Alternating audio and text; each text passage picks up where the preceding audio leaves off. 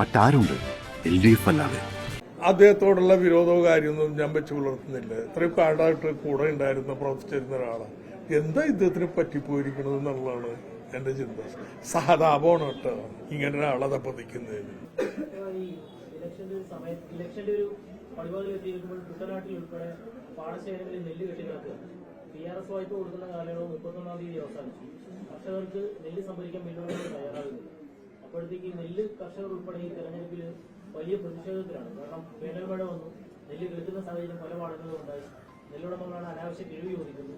ഈ ഇടനിലക്കാര് ഏജന്റുമാരെന്ന് പറയുന്നവര് അവർക്ക് തോന്നിയ കിഴിവ് പറഞ്ഞു പോകുന്നു. അവർക്കൊന്നൊരു നിയന്ത്രണ സംവിധാനം കുട്ടനാട്ടിലോ അല്ലെങ്കിൽ നെൽകൃഷിയുടെ ഒരു സ്ഥലത്തോ ഇല്ല. ഈ ഏജന്റുമാർ അത്തരമൊരു സംവിധാനത്തിൽ ഈ കർഷകരുടെ ഈ പ്രശ്നങ്ങൾ എല്ലാ കാലത്തും ഉണ്ടാകുന്നതാണ്. ഈ തെരഞ്ഞെടുപ്പ് സമയങ്ങളിൽ അതിനെങ്ങനെ നമുക്ക് പരിഹരിക്കാൻ സാധിക്കും?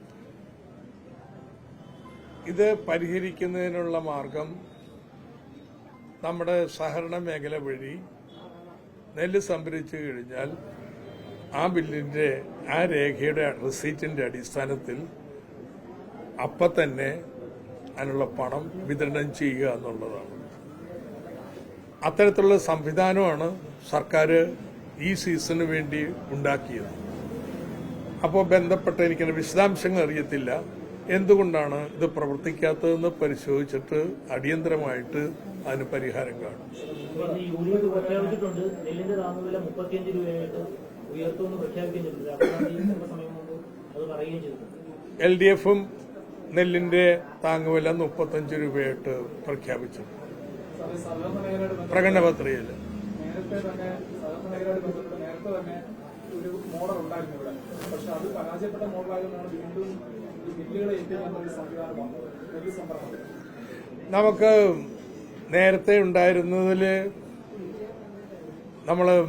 നമ്മുടെ വാണിജ്യ ബാങ്കുകളെ അവരെ ഇതിന്റെ പണം നൽകുന്നതിന് വേണ്ടിയുള്ള ഇടനിലക്കാരായിട്ട് നമ്മൾ എടുത്തു. എന്നാൽ കേന്ദ്ര സർക്കാരിന്റെ ഫണ്ട് വരുന്നതിന് ദീർഘതാമസം വരികയും ഇപ്പോഴും വലിയ കുടിശ്ശികയാണ്. അതിന്റെ ഫലമായിട്ട് ഇതിന് വൈകിയതിന്റെ ഫലമായിട്ട് അവരവനെ അമാന്തിക്കുകയും ചെയ്തുകൊണ്ടാണ് കേരള സർക്കാർ.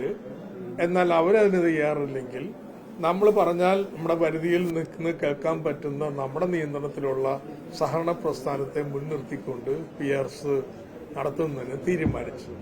അപ്പൊ എന്താണ് ഇപ്പോഴത്തെ പ്രായോഗികമായ ബുദ്ധിമുട്ടുണ്ടായിട്ടുള്ളതെന്ന് നിശ്ചയമായിട്ടും ഏറ്റവും അടിയന്തരമായി പരിശോധിച്ച് അതിന് പരിഹാരം കണ്ടെത്തും.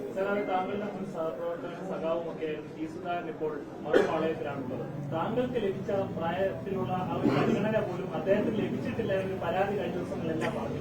എനിക്കറിഞ്ഞൂടെ എന്താണ് അദ്ദേഹം അങ്ങനെ പറഞ്ഞത്.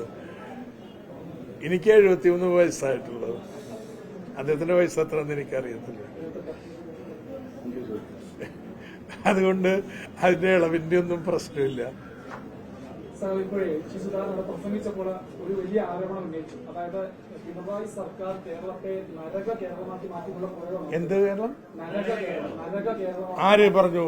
സുധാകരൻ 63 വർഷം പാർട്ടി അംഗമായിരുന്ന, 2 തവണ മന്ത്രിയായിരുന്ന, 43 വർഷം സംസ്ഥാന കമ്മിറ്റി അംഗമായിരുന്ന ഒരാളാണ് പറയുന്ന ഒപ്പം അത് കേരളത്തെ നരക കേരളമാക്കി മാറ്റിയെന്നാണ് പറയുന്നത്. ഏതായാലും 5 വർഷമല്ലേ ആയിട്ടുള്ളൂ അദ്ദേഹം ഇതൊക്കെ എന്താകണമെന്ന് തീരുമാനിക്കുന്ന സ്ഥാനത്ത് നിന്നും മാറിയിരുന്നിട്ട്. അത്രയല്ലേ വന്നിട്ടുള്ളൂ. അതിനിടയിൽ പാർട്ടിയും സർക്കാരും എല്ലാം കീഴ്മയും മറിഞ്ഞു.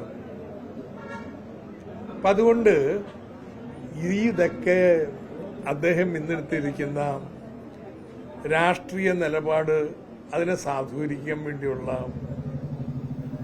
പ്രഹസനങ്ങളാണ്. അതിനപ്പുറമൊന്നും അതിന് വില കൊടുക്കാൻ ഉദ്ദേശിച്ചു. ഇത് ആർക്ക് വേണമെങ്കിൽ കാണാമല്ലോ. ഒന്ന് ജനങ്ങളെ സംബന്ധിച്ചോളം ദാരിദ്ര്യമല്ലേ ഏറ്റവും പ്രധാനപ്പെട്ട പ്രശ്നം. അതിദാരിദ്ര്യം ഇല്ലാതാക്കി അവർക്ക് ഇനി അടുത്തതായിട്ട് കേവല ദാരിദ്ര്യം ഇല്ലാതാക്കുന്ന നിലപാടിലേക്ക് പോകണം. തൊഴിലില്ലായ്മ 11.4 ഉണ്ടായി 4.3 അത് ഇല്ലാതാക്കുന്നു പറയുന്നു. പശ്ചാത്തല സൗകര്യങ്ങൾ നിർമ്മിക്കുന്നു. എങ്ങനെ നരകമാവണത്? ഞാൻ ഇന്ന് ഇവിടുത്തെ റോഡ് ഷോയിൽ പങ്കെടുക്കാൻ, തീരദേശ റോഡ് ഷോയിൽ പങ്കെടുക്കാൻ വന്നതാണ്. ഞാൻ കണ്ടതെന്താണെന്നറിയാം? കഴിഞ്ഞ 5 വർഷത്തിനിടയിൽ വന്ന മാറ്റം. എത്ര ഹോം സ്റ്റേസ് ആണെന്ന്. ഞാനിവിടെ ഉണ്ടായിരുന്നപ്പോ നമ്മുടെ സഭാസിന്റെ ഒരു ഹോം സ്റ്റേ, അങ്ങനെ ഹോം സ്റ്റേ അതേ ഉള്ളൂ. ഇതിപ്പോ പോണ വഴിക്ക് മുഴുവനും ചെറിയ വീടാണെങ്കിൽ പോലും ഒരുക്കി ഹോം സ്റ്റേ, അവിടെ ആളുകള് എല്ലാം എങ്ങനെ വന്നത്? രണ്ട് കാര്യങ്ങൾ, രണ്ടിടപെടല്, മൂന്നിടപെടല്. ഒന്ന്, ആ ചെത്തി ഹാർബർ പണിയുന്നു, ചെറിയ തുകക്കല്ലട്ടാ, 120 കോടി രൂപയാ. അപ്പോ തെക്കോട്ട് കരവച്ചു, ഏതാണ്ട് 200-250 ഏക്കർ സ്ഥലം പുതിയ ബീച്ച് വന്നു. ഇനി ആ ഹാർബർ തീർന്നു കഴിയുമ്പോ നമ്മുടെ കടൽപ്പാലം കൂടി വന്നു കഴിയുമ്പോഴുണ്ടല്ലോ, നമുക്ക് ബോട്ടുകള് ഇപ്പൊ കായലിൽ പോകുന്നുള്ളൂ, ചെത്തിന്ന് ആലപ്പുഴക്ക്. അതൊക്കെ ഉല്ലാസയാത്രക്ക് ഉണ്ടാവും സൗകര്യങ്ങൾ. ഇനി ഇത്രയും ബീച്ച് വന്നപ്പോഴോ ഇപ്പൊ പ്രഖ്യാപിച്ചിട്ടുള്ളത് 100 കോടി ചെലവില് അവിടെ കളിക്കളങ്ങളും, നിർമ്മാണവും നടത്താൻ പറ്റില്ല, ഒന്നും ചെയ്യുന്നില്ല, പക്ഷെ കളിക്കളങ്ങളും വിനോദ സൗകര്യങ്ങളും എല്ലാം സൃഷ്ടിക്കാൻ പോവുകയാണ്. രണ്ടാമത്തെ ഇടപെടൽ എന്താ?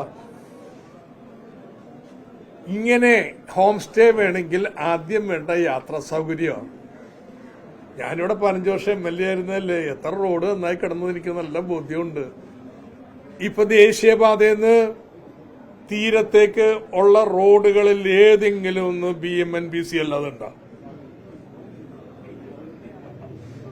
ഇതെല്ലാം വന്നു കഴിഞ്ഞപ്പോഴാണെന്ന് തീരദേശം എങ്ങനെ മാറിയിരിക്കണു.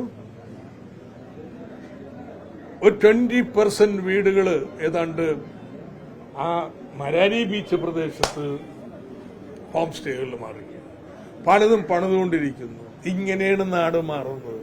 നരകമായിക്കൊണ്ടിരിക്കുക. ഈ കാര്യങ്ങളെല്ലാം അറിയാവുന്ന ആളാണ് സർക്കാരിന്റെ വികസനങ്ങളെ പറ്റി, അതിന്റെ എല്ലാ കാര്യങ്ങളെ പറ്റി കൃത്യമായി അറിയാവുന്ന ആളാണ് ബ്രിട്ടീഷുകാരൻ. ഇത് എന്തുകൊണ്ടാണ് അദ്ദേഹം ഇങ്ങനെ നരകമെന്ന് പറയുന്നത്? അറിയാത്ത ആളല്ലോ അദ്ദേഹം. അത്രയേറെ സ്ഥാനമോഹം. അല്ല, ഞാൻ എന്ത് പറയാനോ? ജീവിതത്തിന്റെ തുടക്കവും അവസാനവും MLA സ്ഥാനം. അങ്ങനെ ചിന്തിച്ച് വശായി ഒരു ഭ്രമം വന്നിരിക്കുക. അല്ല, എങ്ങനെ പറയണേ? നമുക്ക് അദ്ദേഹത്തോടുള്ള വിരോധവും കാര്യമൊന്നും ഞാൻ വെച്ച് പുലർത്തുന്നില്ല. ഇത്രയും കാലമായിട്ട് കൂടെ ഉണ്ടായിരുന്ന, പ്രവർത്തിച്ചിരുന്ന ഒരാളാണ്. എന്താ ഇദ്ദേഹത്തിന് പറ്റിപ്പോയിരിക്കണത് എന്നുള്ളതാണ് എന്റെ ചിന്ത. സഹതാപമാണ് കേട്ടോ ഇങ്ങനെ ഒരാളെ പതിക്കുന്നത്.